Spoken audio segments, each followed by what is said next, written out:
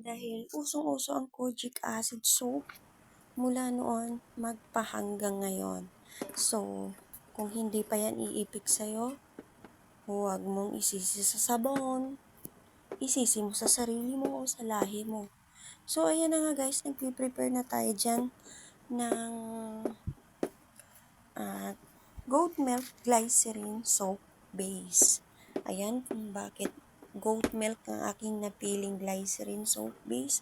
Yan ay magandang gamitin at maganda sa mixture ng ating gagawing sabon. So, yan talaga ang pinaka-essentials para makabuo ng kojic acid soap. So, ayan ay may benepisyong nakapagbibigay moisturizes sa balat. Yan. Softens the skin. Gentle lang siya sa mga may sensitive skin. Yes, maganda talaga siya. And nakapagbibigay siya ng vitamins and mineral. And nakapag-produce ng creamy foam. And unlike sa ibang kojic na hindi mabula. And maganda siya for everyday use. So, meron tayong 5K ingredients dyan. And ang ating quality is premium quality. So, ang hinahalong sangkap dyan is rare rest po. At hindi siya basta-basta. And sa measurements and sa formulation talagang and meron tayo dyang orange peel powder. Makikita nyo dyan mamaya. So, ayan, hinahanda ko dyan ang mga ingredients na yan. Ang ating mga essentials para sa ating kojic acid soap na 5-in-1. So, ayan, natapos ko na ang dyan, pagkat ng mga cube cut. So, nagpe-prepare tayo ng ating paglagyan kasi yan ang gagamitin natin mamaya. At dyan natin hihiwain ang kojic soap. So, fast forward. So, ang paghiwa-hiwa niyan, manipis na, naka-cube cut or pahaba, basta manipis lang siya. Huwag mo rin siyang masyadong lakasan ng apoy, sakto lang. Sakto lang, huwag lang masyado kasi pangit yung papakuluin mo siya ng papakuluin. So, ayan, hinantay ko yan siya dyang mag-melt. So, wala pang 3 minutes, nag-start ng ilalim niyan na nagme-melt na siya. Sakto lang. So, ito and sasakupin na yan hanggang itaas. Ayan, yan. Then, after 3 minutes, melted na yan. Kasi hinaan nyo lang ang apoy, pangit yung pinakuluan nyo na pinakuluan. So, fast forward. Sa 1 kilogram, pwede mo siyang gamitin yung 500 grams. So, ayan, antay natin siya matuwa. Wala pang 3 minutes, nag-melt na siya. So, mix-mix pa rin natin hanggat may nakakapa pa tayong buo-buo. Kailangan melt siya lahat.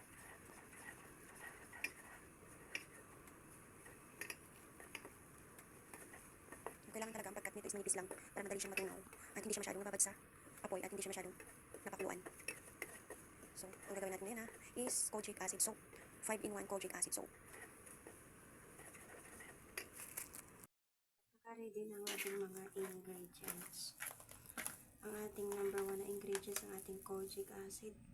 Kasi ito talaga pinaka-essentials needs sa kojic acid soap. Ang ating orange peel powder at ang ating BHT. Ang BHT natin is ang dami niya is nakadepende sa ating mini melt na soap base at ang ating essentials oils na sweet orange at ang ating vitamin E. 2 patak lang tayo dito mamaya. At syempre, ang ating colorants na, syempre, orange. Tsaka, optional lang to ha. Pwede rin hindi maglagay ng colorant sa ating kojic acid soap making.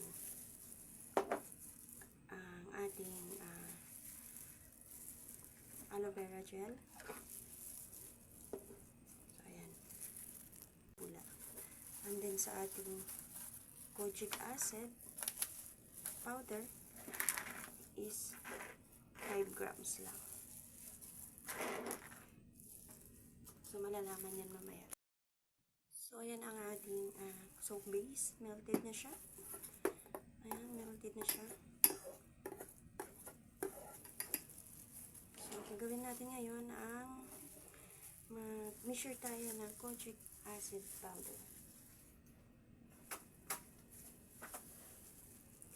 5 grams na kojic acid powder.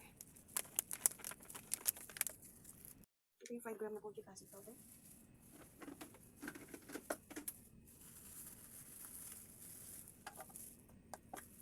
Gram lang siya.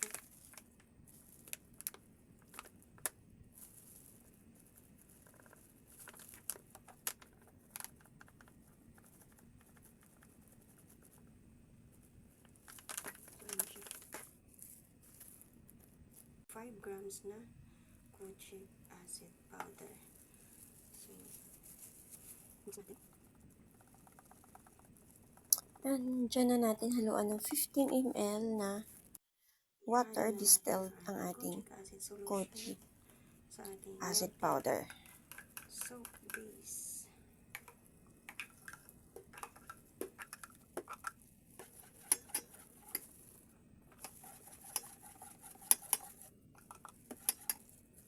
Ang ating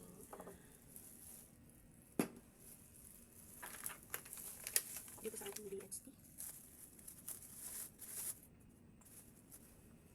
So, dito, kailangan madalian na. Baka abutin tayo ng tigas ng sabon. So, dito, maglagay tayo ng 0.1 ml grams to 0.3 na BHT.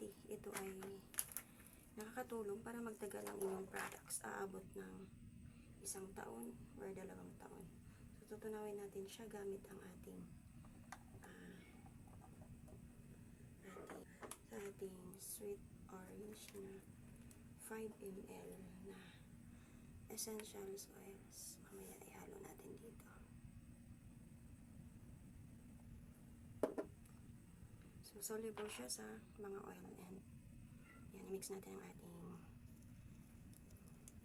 BHT. Oil soluble siya. So, mix lang, mix.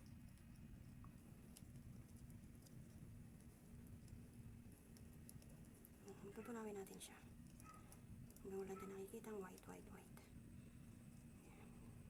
So, natunaw na siya. So, ayan ang ating ano. And then, haluan natin siya ng orange peel powder. 5 grams. 2 to 3 grams lang siya.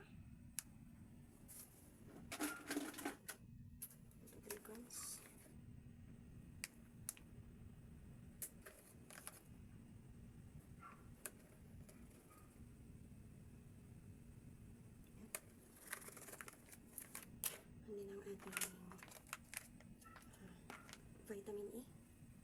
2 patak ng vitamin E. Siyempre, hindi nawawala yung ating vitamin E. So, kailangan natin bilisan kasi maabutan tayo ng tigas ng ating nandun ang ating aloe vera gel. So, mga 3 to 5 ml lang. So, makatulong ito mag-moisturize sa ating balat.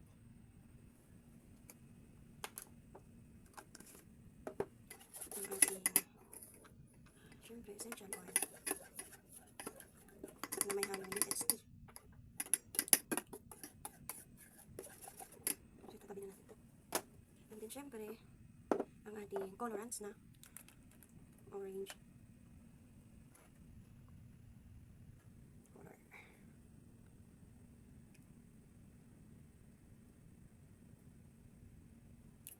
Tansyahin lang natin.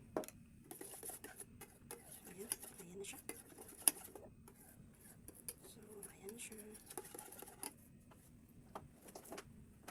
Magamitin ang ating mikos-mikos.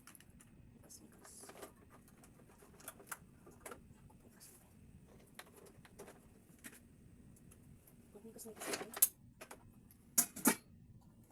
So, kailangan natin bilisan para maabutan tayo ng tigas.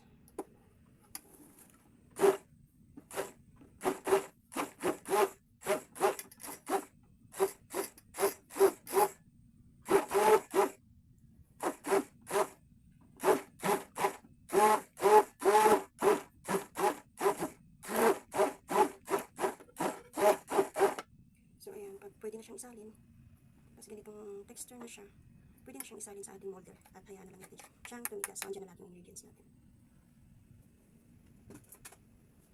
So, ito ang ating molder na malinis na.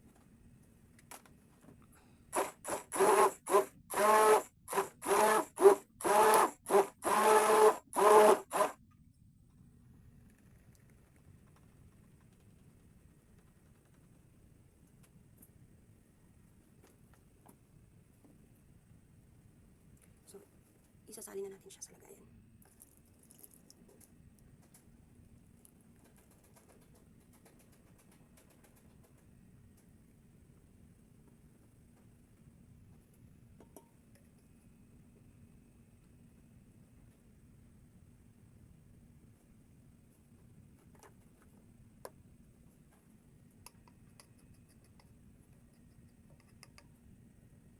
So, ayan siya.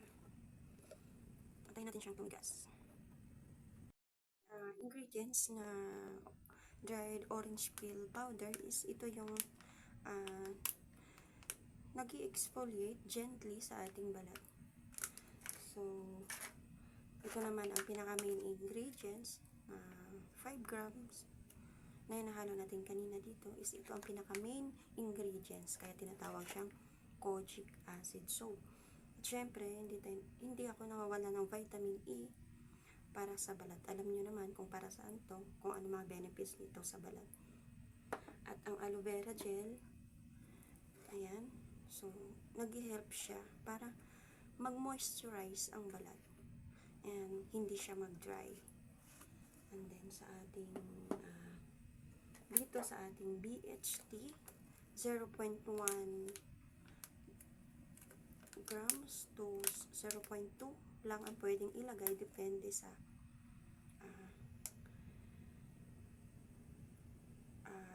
gramo ng ating soap base. Syempre ang ating colorant is optional lang din. Ito optional lang din. At ating colorant na orange, optional lang din yan. Syempre, ang ating sweet orange na essentials, hindi siya matatawag na optional kasi required din siya para mabango din ang kalabasan ng sabon. So, ayan na. Antayin natin tumigas yung sabon. Ang preparation natin, results ng ating preparation. So, alisin natin siya. So, malamig na siya. And pwede siya pinagin sa molder. Ingat lang baka mabalik. Ang bango, kojic na kojic. Siya, natanggal na natin siya sa ating molder. So, ililipat natin dito para ikakat na natin siya. So, bibigay tayo ng tamang hiwa.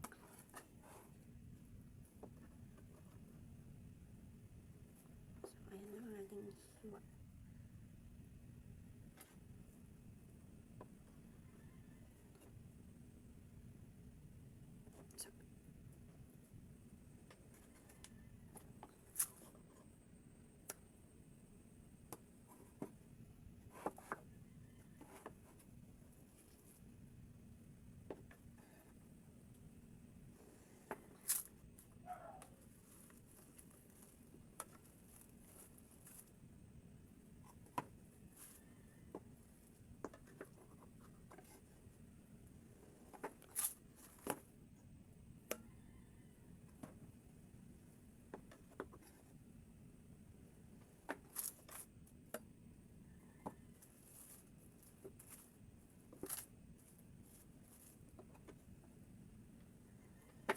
So,